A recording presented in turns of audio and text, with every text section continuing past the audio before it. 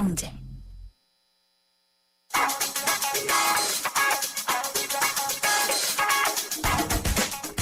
안녕하세요. 멜로디 경제 대중음악 평론가 이대화입니다.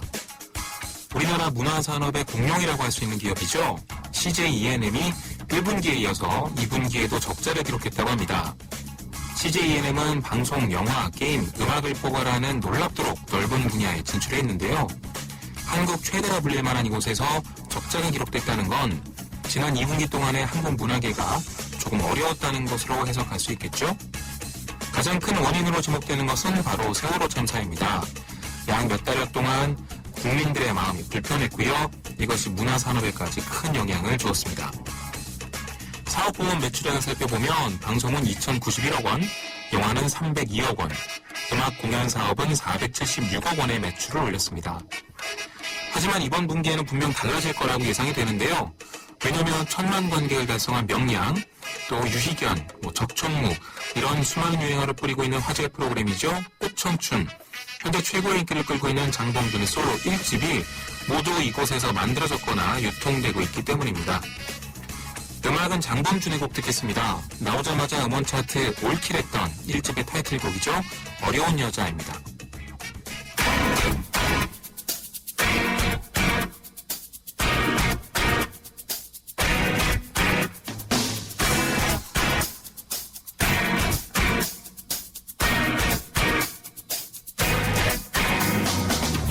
맘에 얹은 두 손 살며시 뿜는 미소 내 맘에 잠든 그 몸 살며시 숨죽이고 I love you 귓가에 속삭인 나 햇살은 아름답고 그대는 부드러워 마음에 눈을 뜬 곳 당신은 내 맘의 꽃 I love you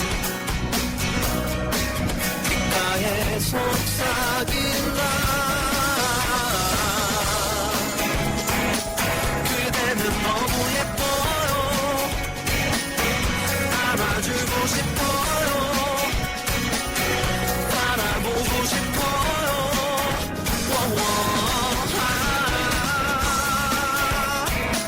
그대는 아름다워요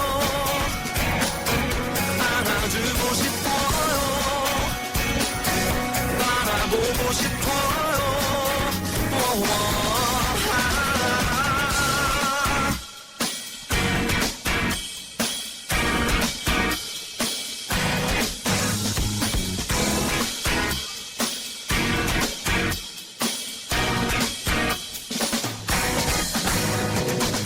햇살은 아름답고 그대는 부드러워 마음에 눈을 뜬 곳 당신은 내 맘의 꽃 귓가에 속삭인 나 그대는 너무 예뻐요 안아주고 싶어요 바라보고 싶어요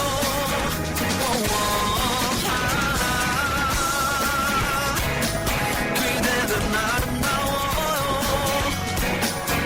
안아주고 싶어요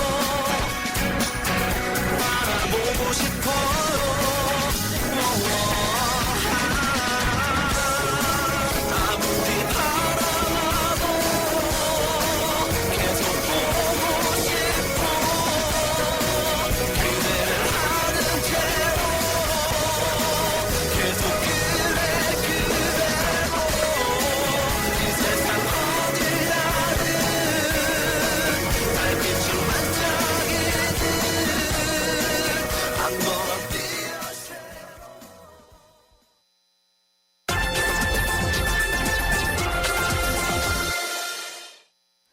생생경제 3부 함께하고 계십니다. 금융계 잇따른 사고, 또 금융당국의 징계 이런 것들 때문에 금융개혁에 대한 목소리가 높았었는데요. 이런 와중에 오늘 정부가 발표한 것이 있습니다. 창조 금융 활성화를 위한 방안입니다. 구체적으로 들여다보면은요, 첫 번째는 기술 금융 현장을 확산을 하고, 둘째는 모험 자본 시장을 육성을 하겠다. 또 셋째는 보수적 금융 문화를 혁신하겠다. 이런 실천 계획을 마련을 했습니다. 근데 이런 것들을 하면서 금융사 직원들에 대한 제재는 많이 줄어들 것 같다고 얘기를 하고 있네요. 그런데 바로 얼마 전에 금융당국이 KB금융에 경징계를 내려서 좀 무리를 빚었잖아요. 이것 때문에 과연 이게 앞뒤가 맞는 말이냐라는 그런 얘기가 좀 나오고 있습니다. 그래서 창조금융 활성화 방안이 금융개혁으로 이어질 수 있을지 의문이 제기가 되고 있는데요. 한양대 사이언스 경영학과의 이상빈 교수 모시고 자세한 얘기를 좀 들어보도록 하겠습니다. 교수님 안녕하십니까? 네, 안녕하십니까? 예, 오늘 정부가 발표한 금융혁신 실천계획 보셨죠? 네, 봤습니다. 예, 어떤 내용을 담고 있는지 일단 좀 일반인들이 이해하기 쉽게 좀 알려주세요. 네, 네. 그 이제 창조 경제라고 하는 것이 예. 무엇이냐 이것부터 출발해야 되겠는데요. 왜냐하니까 이제 창조 금융이란 이제 창조 경제를 뒷받침하는 금융 지원이다 이렇게 볼 수 있거든요. 예, 이 창조 경제라고 하는 것은 이제 다시 말하면 창조력이 돈이 되는 경제. 네, 좀 구체적으로 보면은 지금까지는 우리가 눈에 보이는 제품을 생산해가지고 판매해서 돈이 되었잖아요. 그렇죠. 이제는 창조 경제에서는 눈에 보이지 않는 예, 우리 아이디어만 갖고 있어도 돈이 된다. 네, 그런 경제를 이제 우리가 창조 경제라고 이야기하는데, 네, 그래서 오늘 이제 우리가 발표한 내용이 그와 같은 창조 경제가 구현될 수 있도록 금융적인 측면에서, 금융 측면에서 어떻게 지원을 해야 되느냐. 예. 그런 것이 이제 주 내용이었습니다. 그런 게 바로 기술 금융, 네. 모험 자본 이런 게 될 수가 있겠군요. 그렇습니다. 네, 근데 저는 좀 뜬금없지 않느냐 이런 생각이 약간 들었어요. 네. 왜냐하면은 뭐 창조경제 한참 강조할 때가 있었고 네. 지금은 이제 경기 활성화 뭐 이런 얘기를 하고 있는데 네. 왜 이 방안이 나왔을까라고 아, 생각이 저 좀 이제 들거든요. 지난번에 우리 경제장관 회의 석상에서 네, 대통령께서 예, 이 금융이 너무 몸을 사리고 있다. 아, 그래서 이제 시중에 돈이 돌지 않는다. 예, 그런 이제 지적이 있어가지고 오늘 우리 금융위기 자문회의를 했잖아요. 네, 대통령께서 주재하셔가지고 그때 이제 오늘 이제 그런 것은 금융의 그 보신주의를 어떻게 멈출 수 있느냐. 예. 그러다 보니까 이제 타이틀이 창조 금융 활성화 되었습니다. 아, 그러니까 금융권의 보신 문화를 바꿔라라는 대통령의 한마디가 네. 계기가 됐군요. 그렇습니다. 네. 교수님은 이번에 그 마련한 그러면은 이 금융권 혁신 방향, 네. 창조금융 혁신 실천 계획 어떻게 보셨나요? 그래서 뭐 아까 우리 말씀하신 대로 이제 기술 금융을 좀 활성화시키자. 뭐 그다음에 모험 자본, 뭐 그다음에 보수 금융 문화 혁신 그런 게 있는데요. 네. 오늘 제가 뭐 회의도 참석을 하고 들었습니다만 네. 이 창조 금융에서 이제 창조가 일어나려면 금융권에 대한 규제 완화가 제일 시급하지 않겠습니까? 네. 그런데 이제 금융을 이제 규제 산업이다 이런 구실을 내세워 가지고 금융 감독 당국의 그 과도한 개입이 이 금융에서 창조를 죽이고 있거든요. 그래서 저는 오늘 이 창조 금융을 좀 하자 이렇게 하기 위해서는 이 금융기관에다가 이제 창조 금융을 하자 이런 말을 하기 전에 감독 당국부터 이 창조를 좀 생활화했으면 좋겠다. 구체적으로 좀 말씀해 주세요. 당국이 어떻게 하면 창조적으로 활동할 수 있을까요? 네, 그래서 뭐 지금까지 감독 당국은 주로 이제 과도한 제재, 네. 그다음에 이제 감독, 검사 감독 그런 데 중점을 뒀는데 앞으로는 이 감독 당국이 이 금융기관이 활동할 수 있는 일정한 영역을 만들어주고 네. 그 영역 안에서는 금융기관이 마음대로 활동해라. 예. 그런데 단지 그 영역을 벗어날 때는 감독 당국이 엄한 제재를 하는 뭐 그와 같은 시스템으로 가야 되는데 지금은 감독 당국이 처음부터 끝까지 다 규제를 하니까 네. 이 금융기관이 사실 운신할 폭이 굉장히 좁습니다. 그래서 이 같은 운신할 폭이 좁은 데서 어떻게 창조가 예. 발전할 수 있겠느냐. 그래서 저는 좀 감독 당국부터 어느 정도의 좀 그 분위기를 좀 만들어줄 필요가 있지 않나.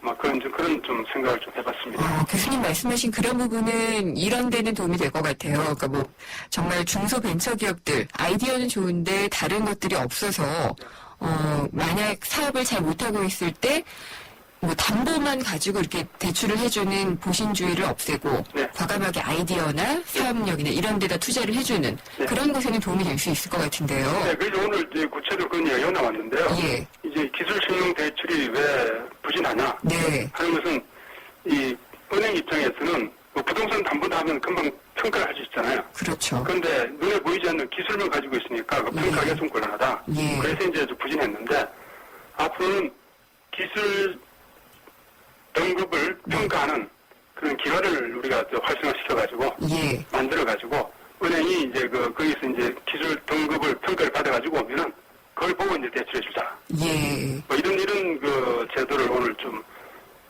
심도 있게 네. 논의가 됐었습니다. 이런 것들은 그러면은 은행권도 할 수 있는 거고, 뭐, 기보나 신보 이런 데서도 좀 할 수 있는 부분이겠네요? 그렇죠. 지금 기본은 뭐 지금까지 하고 있고요. 예. 기본은 지금 뭐 기술 보증? 보증하는 규모가 한 20조 되거든요. 네. 그 하고 있는데 지금 문제는 은행도 좀 그렇게 좀 따라가 주라. 네. 은행이 그렇게 따라가기 위해서는 너무 이제 인프라가 없다. 그래서 예. 인프라를 좀 구축해주고 그래서 또 하나 나온 이야기가 만일 이제 기술 신용 대출을 해가지고 좀 손해가 봤다. 네. 좀 대출이 좀 부실했다. 예. 하더라도 이제 제재를 하지 말고 예. 뭐 특별한 그 위반 사항이 없으면 좀 면책을 해주자. 뭐 그런 내용도 들어가 있었습니다. 그래도 모험 자본 시장을 육성하는 이런 실천 계획도 있었는데요. 네. 보면은 이제 창업하는 투자 자금을 마련을 한다든지 혹은 이제 뭐 성장을 했으면은 엑시트라고 표현들을 많이 하잖아요. 네네. 이제 투자금을 회수할 수 있는 시장을 좀 활성화한다든지 네. 이런 게 필요하다는 말은 뭐 옛날부터 있어 왔거든요. 그런 것들이 좀 포함된 건가요? 그렇죠. 오늘 뭐 이 모험 자본 시장 육성도 이제 두 번째 그 실천 계획인데요. 예. 뭐 거기에 대해서는 뭐 특별하게 나온 이야기는 없는 것 같고요. 네. 지난번에 우리 여러 가지 나온 이야기, 그 이야기가 좀 더 뭐 구체화되었다고 그럴까요? 네. 그래서 모험 자본 시장 육성은 뭐 본래 이제 주장하고 본래부터 이제 정부가 내세운 방침인데 네. 이번에는 이제 은행 이야기만 하기는 좀 그러니까 은행에다가 이제 자본시장 이야기도 좀 같이 이제 예. 이야기가 된 것 같아요. 근데 굉장히 이제 모범적인 이야기이기는 해요. 기술금융의 현장 확인, 모범자본의 시장 육성 이렇게 되어 있는데 이런 것들을 하면서 규제를 줄이고 제재도 줄이고 이렇게 하면은요 이것들이 갖고 있는 게 사실 필연적으로 위험성이 있잖아요. 네네. 예, 근데 그 위험성하고는 좀 배치되지 않나요? 그래서 이제 우리가 사실은 은행 입장에서 네. 이 기술금융을 전담하기는 좀 문제가 있거든요. 예, 그래서 이제 외국 같은 경우에도 이 기술금융 이런 것은 기술금융이보다 기술 투자로 보는 게 좋겠죠. 네. 그래서 이제 모험자본, 벤처 캐피탈, 예, 벤처 캐피탈 중심으로 해서 이제 이런 기술금융이 활성화되고 있으니까요. 오늘 우리 보수적 금융문화 해가지고 저런 은행에 초점을 좀 맞추는 것보다는 네, 이런 위험이 큰 예, 고위험 고수입 사업 그런 것은 좀 자본시장에서 좀 담당하는 것이 네. 더 이제 효율적일 거라고 생각하거든요. 그래서 자본시장에서? 네, 예, 자본시장에서 이제 자본시장이라는 것은 우리 어떻게 보면 위험을 여러 사람이 부담하는 거잖아요. 예, 은행 그러면 은행 어차피 우리가 상업은행인데 네, 상업은행은 이제 예대 마진을 주축으로 하고 또 이제 결제 업무를 하기 때문에 어느 정도 안정성이 있어야 되거든요. 예. 그래서 너무 이제 위험이 과도한 업무를 은행에다 부담하는 것은 좀 문제가 있습니다. 자본시장이라고 말씀하시면은 뭐 기업 공개를 통해서 일반 투자자들에게 자금을 모은다든지 이런 부분을 포함하는 그렇죠. 얘기시나요? 왜냐하면 자본시장이라는 것은 자본시장에 참여하는 여러 투자자들이 있으니까 네, 그런 투자자들에게 이제 골고루 위험을 좀 분담시키는 네, 어떻게 보면 좀 위험을 같이 공유하는 예. 그런 이제 체제로 가는 것이 자본시장을 통한 자금 조달이거든요. 그렇군요. 그래도 또 은행권의 기술 신용 대출을 활성화하라라는 또 이제 지시는 내려진 것 같고요. 네네. 그러면서 이제 제재나 규제는 좀 줄이자. 이게 제가 방금 드렸던 질문하고도 또 이어지는 건데 네. 그렇게 되면 최근에 이제 KB금융에 대해서도 정말 중징계하겠다라고 금융당국이 거의 엄포를 놨어요. 네네. 근데 뚜껑을 열어보니까 경징계였거든요. 네네. 근데 그런 것들도 사실 좀 공분까지는 아니지만은 좀 허탈하다 이런 생각은 좀 드는데요. 앞으로도 위험하게 자본을 투자하고 또 뭐 이런 것들이 계속될 때 제재가 적어지면은 금융당국 뭐 하고 있었냐라는 책임론도 또 나올 수 있고 그렇지 않을까요? 네네. 어르신 그 지적이고요. 예, 그래서 이번에 어떻게 보면 이제 금융감독원이 경징계를 요구했잖아요. 네, 그런데 제재심의위원회에서 이제 경징계를 결론이 났거든요. 그걸 어떻게 보면 이 제재하는 절차가 좀 민주적이다 아니다. 네. 이렇게 또 해석할 수 있는 또 측면도 있습니다. 아, 뭐 왜냐하면 소원을 받아들였다 뭐 이런 거요? 네, 왜냐하면 금융감독원이 자기들이 마음대로 제재를 할 수 있는 것이 아니고 네. 그 민간인들로 구성된 제재심의위원회의 그 자문을 받아야 되거든요. 예. 물론 이 제재심의위원회에서 결정한다 해가지고 금융감독원장이 거부할 수도 있지만 지금까지는 그 거부한 적이 한 번도 없었기 때문에 네. 어떻게 보면 제재심의위원회에서는 결론이 최종 결론이라고 볼 수도 있거든요. 예. 그래서 그 건강을 처음 마음먹었던 그 중징계가 이제 뒤집어졌다. 예. 그건 어떻게 보면 이제 제재 절차가 좀 민주적이다. 이렇게 볼 수도 있고요. 아, 그런가요? 그런데 이제 예. 어떻게 또 사회 일각에서는 그 행정과 회장 간의 그 갈등, 네. 그것이 아직 끝났다고 볼 수가 없기 때문에 또 불씨는 여전히 남아있다. 예. 그래서 이 불씨가 남아있는 한에는 그것이 이제 국민 지주의 그 발전을 위해서 바람직하냐? 네. 뭐 그런 또 측면도 있습니다. 그래서 그런 문제가 조금 우리 저 금융감독 당국에서 좀 슬기롭게 좀 네. 헤쳐나가야 되지 않을까 이런 생각이 드네요. 그냥 짧게 좀 부탁드릴게요. 그러면은 교수님께서 보시기에는요, 네. 이번에 그게 이제 민주적인 절차로 결론이 났다라고 이제 평가도 하셨는데, 네. KB금융의 이 분란을 일으켰던 경영진에 대해서는 경징계를 했어야 될까요? 중징계를 했어야 될까요? 아, 그거는 뭐 제가 참 이 제재 시민의 결론에 대해서 제가 좀 뭐라고 말씀을 드릴 수는 없는데요. 예. 적어도 저 생각에는 뭐 두 사람이 다 옳다 이렇게 볼 수는 없는 거 아니겠습니까? 네. 한쪽은 옳고 한쪽은 그러지 않을까 이렇게 생각이 드는데요. 예. 그래서 그렇게 좀 정리가 되었으면 우리 뭐 지배 구조도 좀 공고히 될 것 같고 네. 지배 구조가 공고히 되어야 또 우리 국민 지주의 발전에도 바람직할 것 같고. 네. 근데 지금까지 이렇게 양쪽이 다 남아 있으니까 알겠습니다. 조금 앞으로도 불안하지 않을까 하는 그런 또 생각이 듭니다. 네. 그 오늘 이제 또 창조금융 활성화 3대 실천 계획이 나온 걸 보면은 하여튼 이제 앞으로의 기술 투자, 모험 자본 시장 이런 것들을 좀 키우고 금융 규제는 좀 줄이자 쪽으로 갔거든요. 이게 선진적인 금융 개혁을 위한 핵심인가요? 이거 외에도 교수님께서 또 제의하실 게 있으신지요? 뭐 이제 규제를 아까 좀 제재를 줄이자는 말씀은 네. 일반적인 제재를 줄이자는 그런 뜻보다는요 기술 금융에 관련해서 그 제재를 줄이자 이렇게 저는 좀 해석하고 싶고요. 예. 그다음에 우리 앞으로 이거 외에 한국 금융의 발전을 위해서는 저는 어차피 좀 우리나라 국내 금융기관들이 국내 시장에만 안주하지 말고 예. 해외로 좀 나가야 된다. 네. 지금 해외에서 뿌려드는 돈이 한 10%밖에 안 되거든요. 네. 외국 같은 경우는 한 60% 넘어가는데 그래서 뭐 무조건 이제 해외에 나가는 것이 아니라 좀 동남아 신흥 개발도상국을 중심으로 이제 국외로 좀 진출해야 될 것 같고 그다음에 뭐니 해도 우리나라 금융이 발전하려면 금융은 금융인에게 맡겨라. 예. 너무 이제 관치. 예. 관치의 정착력이 낙하산 인사잖아요. 네. 거기서 어떻게 보면 요번에 국민 지주의 문제도 낙하산 인사라고 볼 수 있는데요. 그 낙하산 인사만은 좀 철저하게 건드하자. 네. 그것이 이제 우리 한국 금융을 위한 최선의 그 조건이 아닐까 싶습니다. 알겠습니다. 뒷부분에 중요한 말씀 많이 나왔네요. 알겠습니다. 오늘 말씀 잘 들었습니다. 감사합니다. 감사합니다. 이상빈 한양대 파이낸스 경영학과 교수와 오늘 나온 창조금융 활성화 방안에 대해서 얘기 나눠봤습니다. 우리 아이 수학 성적이요? 걱정 없죠. 그럼 수학 실력은 어떨까요? 지금 아이의 수학을 진단하세요. 정확한 진단과 처방이 진짜 수학 성적을 만듭니다. 스스로 수학. 8월까지 2번 이상 신청하시면 스스로 펜을 드립니다. 생생경제 잠시 후 4부에서는요. 경제 이면을 짚어보는 경제뉴스 뒤집기 그리고 경제주치 세무상담이 준비가 되어 있습니다. 경제뉴스 뒤집기에서는요. 요즘 화제가 되고 있죠. 김우중 전 대우회장의 회고록 논란 한번 짚어보겠고요. 세무상담 시간에는 세법 개정안으로 실질적으로 달라지는 것이 무엇인지 포인트를 정리해보는 시간을 갖도록 하겠습니다. 궁금한 점 있으시면 의견 보내주십시오. 문자는 짧은 문자는 50원, 긴 문자는 100원이 부과되는 휴대전화 우물정의 0945번, 또 YTN 라디오의 앱을 까셔서 예스로 들어오셔도 되고요. 웹사이트와 페이스북, 트위터의 생생경제 페이지에도 의견을 남겨주시면 됩니다. 주소 알려드릴게요. 페이스북은 YTN 라디오 이코노미고요. 트위터는 YTN_이코노미입니다. 잠시 후 4부에서 뵙겠습니다. 한국가스안전공사가 전하는 해피체크 캠페인. 오늘은 가스안전 지킴이 김병만 씨에게 부탄캔 폭발 사고 예방법에 대해 들어보겠습니다. 네, 최근에 일어나는 부탄캔 폭발 사고의 원인을 보면 사용자 취급 부주의입니다.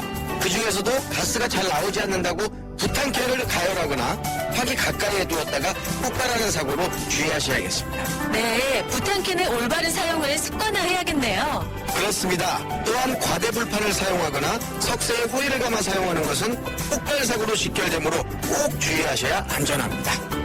이 캠페인은 산업통상자원부와 한국가스안전공사가 함께합니다. YTN 사이언스 지식 강연 프로그램 팝콘. 수학과 과학, 뉴테크놀로지, 창업에 관한 모든 것을 알려드립니다. 공개 강연 녹화 방청은 YTN 사이언스 홈페이지에서 시청할 수 있습니다. 팝콘 공개 녹화에 오시는 모든 분께 영종대교 휴게소 포춘일 입장권을 드리고 추첨을 통해 다양한 경품과 기념품을 드립니다. 학생과 학부모, 창업을 준비하는 분들의 많은 방청 바랍니다. 미래를 위한 작은 투자 YTN 라디오 김은경의 생생경제.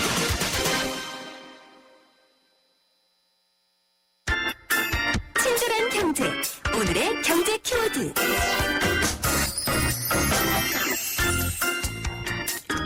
안녕하세요. 경향신문 조미덕 기자입니다.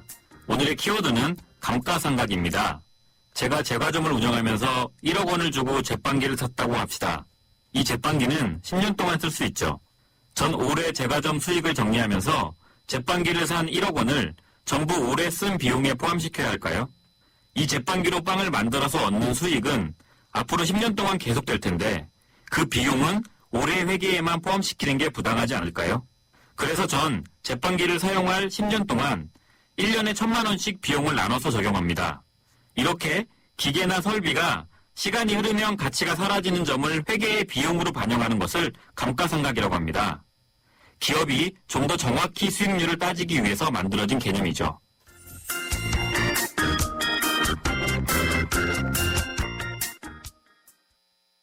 우리 집 통신 대표번호 101.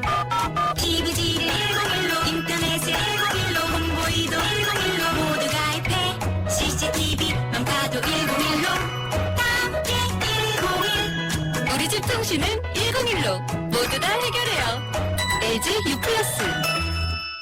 네, 피자헛입니다. 저기요, 고기 피자랑 새우 피자랑 뭐가 더 맛있어요? 둘 다 맛있습니다, 고객님. 그래도 뭐가 더 잘 나가요? 솔직하게. 둘 다 잘 나갑니다. 왜냐하면 더블 박스. 박스는 하나, 피자는 두 가지. 25,000원. 1588-5588 피자헛. 더블 박스 주세요.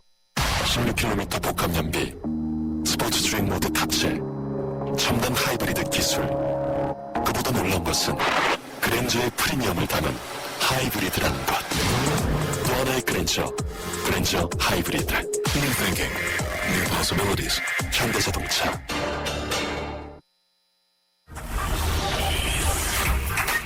경제 뉴스의 진실과 오류, 그것이 알고 싶다. 경제 주집기. 세상의 베이스가 되다 포스코 협찬으로 김은경의 생생경제 4부 시작하겠습니다. 경제뉴스 뒤집기 시간입니다. 오늘은 홍원호 시민경제사회연구소장과 함께하겠습니다. 안녕하십니까? 네, 안녕하세요.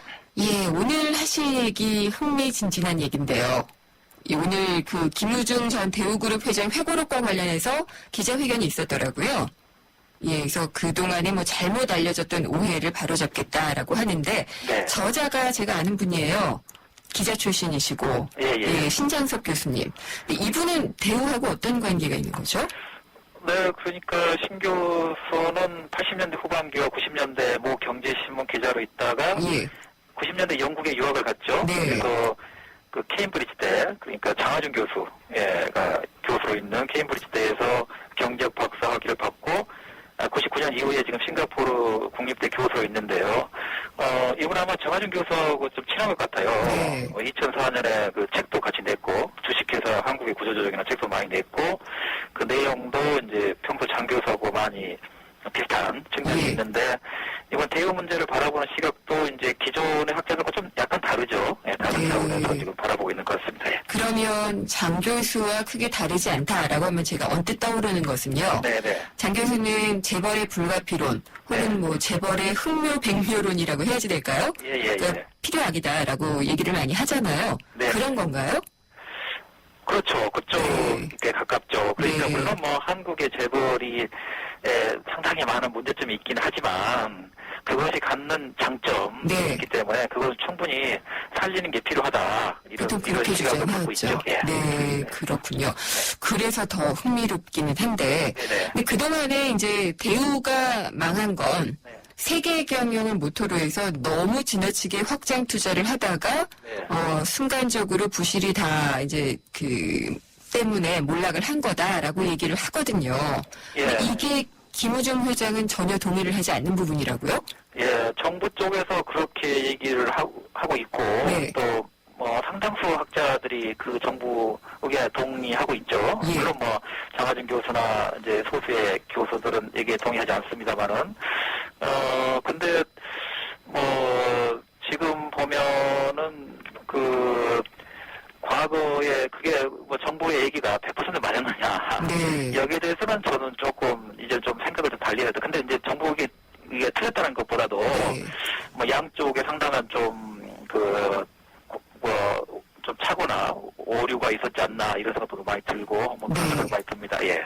그러면 어떤 식으로 얘기를 했다고 하나요? 김 전 회장은요? 네, 김 회장 얘기는 그때 당시에 그러니까 2000년대 초에 정부가 대우그룹을 해체했고 대우차를 미국의 GM에 넘겼잖아요. 네.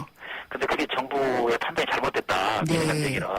지금 보면 뭐 지금 그 GM이 너무 잘 나가고 있다. 특히 중국에서. 그래서 중국 그 상하이 GM이 지금 중국 시장 1위를 차지하고 있는데 예.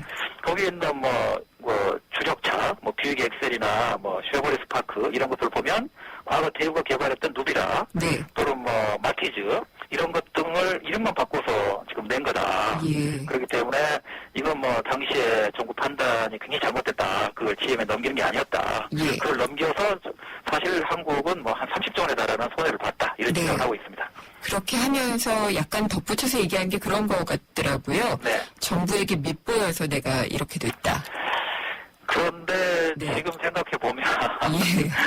정부 쪽에서도 조금 잘못이 있었고 예. 대우 쪽에도 좀 잘못이 있었던 것 같아요. 네. 그러니까 뭐 다른 것도 뭐 물론 됩니다만은 그때 김우중 회장이 이런 얘기를 했다고 그래요. 그러니까 어떤 거요? IMF 위기를 극복하려면 예. 구조조정을 가속할 게 아니고 네.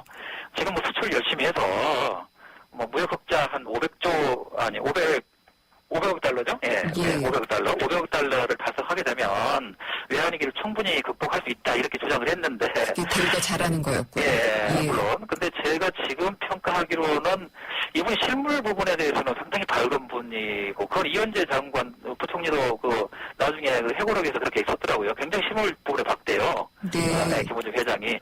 그러나 금융 부분과 동시에 본다 그러면 당시에 그러니까 외환위기 때 1997년, 98년 외환위기 때도 그렇고 2008년, 9년 때도 위기 있고 사실 위기의 진원지는 실물 쪽이 아니라 금융 쪽이었거든요. 그렇죠. 예, 그런데 금융 쪽이 지금 뭐 굉장히 위기를 치닫고 있는데 뭐 실물 부분 그러니까 김우중 회장 할 얘기가 있을 거예요. 왜냐하면 2000년대 이게 신흥국 때 잘 나갔잖아요. 네. 그 김우중 회장이 90년대 그게 주목한 것 같아요. 제가 보기에는. 네. 그래서 실물 부분도 아주 잘 나갈 거다. 예. 큰 위기 아닌데 당신네들이 너무 지금 이게 침투 봉쇄하고 있다 이렇게 얘기를 한 건데 김우중 네. 회장은 그 근거가 있는 얘기죠. 본인 입장에서는 왜냐하면 신흥국들이 잘 나가고 있기 때문에 당시 보기에도. 아, 칼자루를 그리고 금융 쥐었던, 부분이 예. 기업이 완전히 위기를 치닫고 있는데 그 네, 실물 네. 잘 나간다고 해서 금융 부분이 제대로 버티는 건 아니잖아요. 그렇죠. 그래서 거기에서 상당한 의견 차이가 있었을 것이고 네. 그래서 이제 밑보였다 하는 거는 아니 의견 차이가 많으면 네. 당연히 갈등이 생기니까 그런 것이 아니었나 이런 생각이 많이 듭니다. 그리고 제가 이제 IMF 때 이제 기자 생활하면서 많이 예, 예. 썼던 게 예. 기업의 부채 비율이 예. 뭐 200% 이하로 낮춰야 된다. 이제 그렇기 때문에 구조조정을 하고 그랬던 거잖아요. 우리 그랬죠. 예, 근데 이것도 잘못됐다라고 주장을 했다고 해요. 예, 여기에 대해서는 지금 이제 그 장하준 교수나 저기 신장섭 교수 같은 경우는 이게 상당히 좀 무리수였다 이런 얘기를 하는데 네. 돌이켜보면 조금 그런 면도 있어요. 그러니까 그 신장섭 교수나 장하준 교수 얘기는 200%라는 그 기준이 너무 과했다. 예. 그러니까 미국이나 뭐 대만 같은 경우는 물론 200% 미만이었는데 뭐 70년대, 80년대 보면은 뭐 일본 같은 경우 400%, 500%였다. 예. 뭐 독일도 90년대 후반기에는 한 300%대였거든요. 예. 그리고 북유럽 국가들도 뭐 대략 한 500%대 내외였다. 그런데 뭐 우리나라에서 당시에 왜냐하면 당시 200% 이하로 이렇게 줄이려고 하는 거는 지나치게 미국의 기준을 받아들인 거였다 이런 얘기를 하는데 지금 돌이켜보면 정부가 조금 더 시야를 좀 넓혔으면 어땠을까 그런 생각도 들고 근데 이제 정부가 그런 것도 또 그 이유가 있었을 거예요. 왜냐 그러면 금융 상황이 하도 안 좋기 때문에 그렇죠. 구조조정이 예. 절실했기 때문에 그 기준을 얘기했을 거예요. 그러니까 예.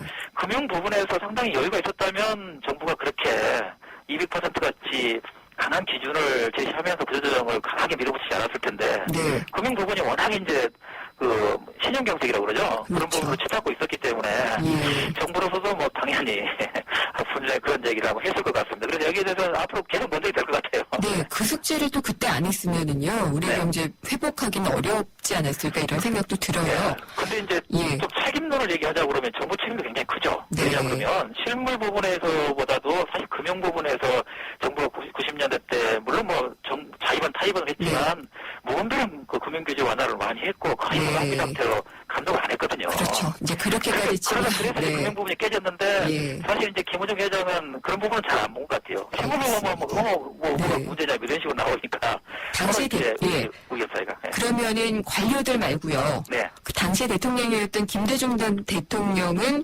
어떤 태도였다고 하시나요? 그 지금 뭐 김호중 회장 측에서도 그렇고 뭐 이현재 회장 그 부총리 전 부총리 쪽에서도 그렇고 김대중 대통령 상당히 중립적인 위치를 그 입장을 취했다. 네. 그러니까 기업들 얘기도 열심히 듣고 관료들 얘기도 열심히 들었다. 그렇지만 이제 나중에는 결과적으로 상황이 네. 굉장히 어려워졌기 때문에 이제 관료들을 더 들어줬는데 어쨌거나 뭐 양쪽 다 김대중 대통령 상당히 균형적이고 중립적인 태도를 취했다 그런 얘기 하더라고요. 예. 홍 소장님, 그러면은 네. 지금 저와도 약간 좀 의견이 다른 부분이 있으셨는데, 예. 그 외환위기의 당시의 구조조정, 네. 너무 가혹했다라는 주장이 있고요. 네. 또 불가피했다는 주장 있거든요. 이게 이제 기업 구조조정도 포함이 되고 금융권에 대한 어떤 규제라든지 네. 기업의 부채 비율 같은 것도 얘기가 되는데 소장님 의견은 어떠세요? 저는 이제 뭐 상당히 중립적이긴 하지만 그래도 대우 쪽에 특히 이제 대우에서 문제가 분식회계 아니었겠어요. 네. 그러니까 분식회계라는 거는 어떤 상황에서 해서는 안 되는 거거든요. 그렇죠. 그게 가장 결정적이었던 것 같아요. 그래서 꼭 책임을 따지자 그러면 대우 쪽 책임이 한 70% 되고 네. 30%는 정부 쪽에 좀 있었지 않나. 예. 그리고 이제 아까 뭐 장하준 교수님이나 이런 분들은 이제 실물 부분에서는 그렇게 강하게 할 필요가 없었다고 했는데 금융 부분이 굉장히 위기를 치닫으면 그 어쩔 수 없거든요. 네. 네, 실물 부분에서 강하게 구조조정을 할 수밖에 없는 상황. 그래서 정부로서도 뭐 어쩔 수 없는 상황이긴 했는데 네. 문제는 이제 근원적으로 보면 책임이 누구에게 있느냐. 예. 결국은 대우 쪽에서는 이제 그 분식회계 이런 거는 굉장히 문제가 됐었고 좀 불만이 있었던 것 같고 정부 쪽에서는 90년대 그 굉장한 그 금융규제 완화 알겠습니다. 이런 것에 대한 책임은 상당히 책임감을 통감해야 될 것 같다는 느낌이 많이 듭니다. 예, 김우중 전 회장이 혹시라도 직접 입을 열까 아닐까 좀 굉장히 궁금해지네요. 예. 오늘 말씀, 예. 예, 본인 얘기도 뭐 할 얘기가 많겠죠. 네. 얘기가 많을 텐데 이렇게 좀 맛보기로 해봐서, 예, 좀 궁금해집니다. 네. 일단 잘 들었습니다. 감사합니다. 네, 감사합니다. 홍만호 시민경제사회연구소장이었습니다. 생생경제를 다양하게 만나는 방법. YTN 라디오 앱 예스와 YTN 라디오 웹사이트, 팟캐스트를 통해서 실시간 청취와 다시 듣기가 가능합니다. 언제 어디서나 손쉽게 만날 수 있는 생생경제. 참 좋다.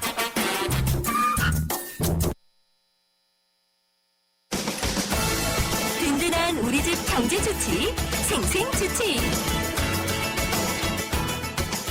세금은 정말 공부해도 어려운 것 같아요. 특히나 또 세법 개정안을 정부가 발표를 했어요. 내수 활성화를 통한 경기 회복을 도모하겠다. 또 가계소득 증대를 통한 민생 안정을 위해서 했다라고 설명을 하니까 귀가 쫑긋 세워지기는 합니다. 그래서 과연 우리는 이 법안이 통과가 되었을 경우에 어떤 것들을 유념을 해야 될지 한번 좀 포인트를 살펴봐야 될 것 같습니다. 세무법인 부강의 유재선 대표 세무사 나오셨습니다. 안녕하십니까? 안녕하세요. 네, 연예인 탈세 문제로 굉장히 히트를 치셨어요.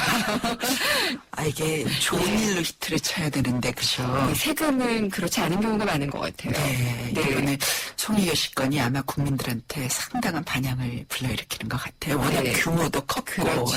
방법도 또 좀 그랬고, 이런 일이 없어서 좋은 일로만 우리 아주 네. 모범 납세자 무담 사례만 발표하는 자리에 불려나가면 좋겠습니다. 그렇습니다. 그래서 어쨌든 세금 따박따박 내고 있는 서민들을 위한 이야기를 좀 해주셨으면 네. 해요. 그래서 이번에 세법 개정안 중에서 체크카드와 현금 영수증 소득공제는 한시적으로 확대해야 되더라고요. 예, 우리 근로자 여러분들 연말정산 할 때 이 초미의 관심사가 네. 이 소득공제 내용이죠. 이 신용카드 소득공제를 원래는 올해 말이 일몰이었습니다. 네. 근데 이걸 이제 2016년까지 2년 연장한다고 했고요. 그 공제 유의도 얘기가 됐었는데 소득공제로 가느냐 그 얘기도 됐는데 네. 유지가 되는 것 같고요. 한 가지 이제 소비 진작을 위해서 수를 하나 낸 것 같은데 2014년 7월 지금 지난달이죠. 7월부터 2015년 6월까지 1년 동안 체크카드나 현금 영수증 사용분, 예. 현금 지출분이죠. 그죠? 이 사용액 증가분에 대해서 전년도 1년 동안 쓴 것보다 2013년 쓴 것보다 50% 더 쓰면 네. 이 공제율을 현재 30%지 않습니까? 네. 이걸 40%로 10% 인상을 합니다. 돈을 더 쓰라는 얘기군요. 그렇죠. 요즘 워낙에 예. 경기가 침체되고 소비가 둔화되다 보니까 네. 고액지책으로 돈 많이 쓰면 공제해주겠다. 네. 근데 문제는 이게 이제 물론 사용액이 전년도 사용액보다 50% 이상 증가돼야 된다는 단서가 있고요. 네. 전체 우리 신용카드 공제 한도가 있지 않습니까? 네. 이거는 변함이 없어요. 그러면은 조금 그렇죠. 어색한데. 그러다 조금 이상하지만 예. 어찌됐든 체크카드를 좀 많이 쓰시는 분들한테는 이제 공제율 네. 좀 적용이 되지 않을까, 도움이 되지 않을까 싶은 생각입니다.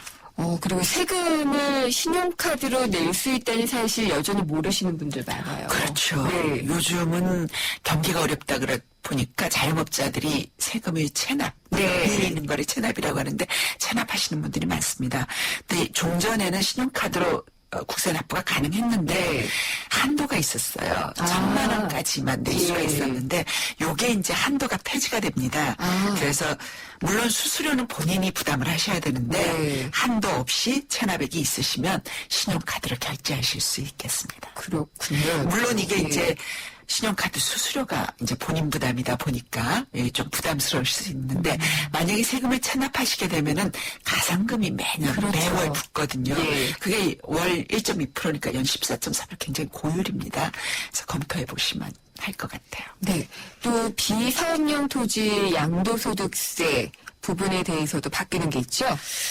이 비사업용 토지 양도소득세는 사실은 세금을 하는 사람 입장에서는 좀 비합리적인 그러니까 부과하기에 너무 좀 부담스러운 이게 세금이었어요. 원래 당초에 이제 2006년 다주택자 중과세 예. 들어오면서 2007년부터 시행이 됐는데 사업용으로 쓰지 않는 토지에 대해서는 아무리 오랜 기간이 흘렀다 하더라도 명목같이 내가 20년 전에 1억 원에 산 땅을 20년 후에 2억 원에 팔았다.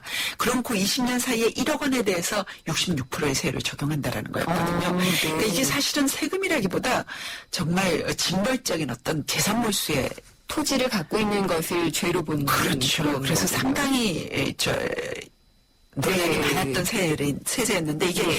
2008년도 금융위기 오면서부터 일반 세율로 한시적으로 적용을 했었어요. 네. 그러다가 이게 비상용 토지는 부자 감사 이런 논란 때문에 폐지가 안 돼요. 안 되고 계속 존속을 하다가 이게 2015년부터는 그러면 기본 세율 네. 우리 소득세 6%에서 38% 기본 세율에다가 비상용 토지라면 10% 더 가산하겠다라는 예. 취지였거든요. 그래서 48%까지 과세를 하겠다라는 거였는데 요거를 유예를 했습니다. 예. 그래서 2015년까지는 비사업용 토지에 추가 과세 10% 적용하지 않겠다라고 했는데 어찌됐든 비사업용 토지 부모님한테 상속받은 토지도 비사업용 토지예요. 네, 그렇죠. 이런 양도 계획이 있으시면 네. 내년까지 양도 계획을 잡아보시는 것도 필요할 것 같고요. 제 생각에는 비사업용 그 중간은 폐지돼야 된다라고 봐요. 네. 그래서 이것도 이렇게 가다가 재검토되지 않을까라는 생각을 합니다. 알겠습니다. 그리고 또 상속세나 증여세 공제 한도도 늘어나죠. 상속증여세 일단 공제, 증여세의 공제, 증여재산 공제라 그래서 부모님이 아이들한테 또 네. 직계 비속이 부모님한테 주는 경우 5천만 원으로 한도가 늘어납니다. 또 미성년자일 경우에는 1,500만 원에서 2천만 원 늘어나는데 네. 이 직계 존비속이 아닌 친인척, 네. 우리가 뭐 아들, 사위, 며느리 뭐 이런 경우 있죠. 예. 이럴 경우 지금 500만 원까지 줄 수 있는데 요것도 1,000만 원으로 늘어납니다. 예. 그래서 만약에 결혼한 자녀분한테 증여할 계획이 있으시면 요걸 아들하고 며느리 나눠서 주시면 조금 절세가 될 것 같고요. 신부모님들이 과연 그러실까요? 뭐 아들은 예를 들어서 6천만 예. 원을 준다. 그럼 아들은 공제한도 5천만 원 주고 네. 며느리 1,000만 원 주면 세금 없을 수 있거든요. 그렇죠. 네. 예. 딸 사이도 마찬가지고 네. 그렇게 검토해 보시면 좋을 것 같고요. 상속이 조금 많이 이제 변동이 있는데요. 예. 일단은 우리가 그 부모님하고 같이 자녀분이 부모님하고 같이 사는데 자녀분이 집이 없다. 그럼 부모님 집을 물려받게 되죠. 네. 이럴 때 그 동거 상속주택 공제라는 게 있는데 부모님이 살던 집을 5억 원까지 네. 10년 이상 같이 거주를 하면 5억 원까지 100% 감면이 됩니다. 그래서 부모님과 같이 5억 원짜리 집에 살고 있다. 예. 그럼 그 집을 상속받을 때 세부담이 없다라는 거죠. 지금 예를 들어서 예금이나 뭐 이런 것들을 상속받을 수 있죠. 현금이나 이럴 경우 금융재산은 평가가 100% 드러나지 않습니까? 네. 우리가 부동산 같은 경우는 평가하는 데 따라서 시가를 못 따라하는 경우도 있는데 그래서 현금재산, 금융재산을 상속하면은 금융재산 공제라는 걸 2억 원까지 해줍니다. 네. 요게 3억 원으로 올랐고요. 그다음에 우리 뭐 기업하시는 분들 입장에서는 가업상속공제라는 굉장히 많은 사항이 변했는데 네. 요건 우리 서민들하고는 조금 그럴 것 같아서 다음에 한번 얘기를 하기로 하고요. 이것도 좀 짚어봐야 될 것 같은데 퇴직금 한 번에 받는 것보다 연금처럼 나눠 받으면은 세금에 있어서 많이 절세가 되죠. 그렇습니다. 이제 지금 현재는 연금에 대한 세부담이 퇴직금보다 높거든요. 네. 그러다 보니까 퇴직금으로 일시적으로 받는 경우가 많은데 요거 연금으로 좀 어떻게 유인해보자라는 측면에서 예. 연금으로 받게 되면은 30% 공제를 해주고요. 네. 퇴직연금 납입 한도도 기존에 400만 원에서 700만 원으로 늘어납니다. 네. 세공제 받을 수 있는 금액이 늘어난 거죠. 알겠습니다. 전체적으로 볼 때 세법 개정은 서민들에게 좀 도움이 되는 걸로 보시나요? 일상에 있는 뭐 고만고만한 변동입니다만은 네. 어찌됐든 뭐 내수 활성화 또 소득 증대 이런 데 초점을 둬서 이런 부분은 일단 체크카드 현금 영수증만 해도 뭐 일몰 기한 없앤다라고 네. 우리 근로자들한테는 요만큼이라도 좀 힘이 되지 않을까 싶습니다. 알겠습니다. 오늘 말씀 잘 들었습니다. 감사합니다. 고맙습니다. 세무법인 부강의 유재선 대표 세무사였습니다. 써보지도 못한 내 카드 포인트가 다음 달이면 사라진다니 아깝다. 당신의 이야기를 듣다. 포인트 유효 기간을 평생으로 바꾸다. 와, 롯데카드 포인트 이용기간 폐지? 좋은데? 듣다. 바꾸다. 롯데카드. 롯데카드 포인트에 한해 11월 1일 시행 예정. 유호정 씨, 새마을금고는 어떤 금융이에요? 끊임없이 기록을 깨는 평생금융. 아낌없이 이웃에게 돌려주는 나눔금융. 흔들림 없이 신뢰를 지켜온 서민금융. 한마디로 대한민국 새마을금융. 메이크굿 MG 새마을금고. 당신을 위해 내가 더 완벽해질게요. 물이 머무는 저수조부터 물이 나오는 코크까지 안팎으로 깨끗하게. 내가 처음이야. 이런 신선함. 쿠쿠 코크 살균 정수기 인앤아웃.